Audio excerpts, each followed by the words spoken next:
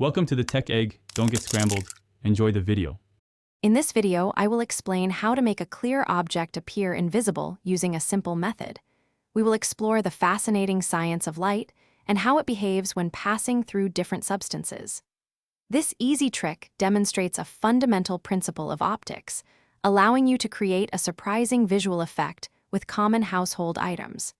Get ready to amaze your friends with this cool scientific demonstration. To begin, gather your materials.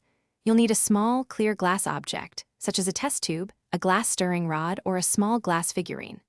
Next, find a larger, clear glass container, like a wide-mouthed jar or a beaker, that can easily hold your smaller object.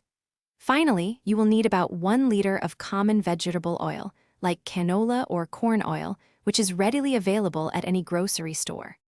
Now, let's put our experiment together.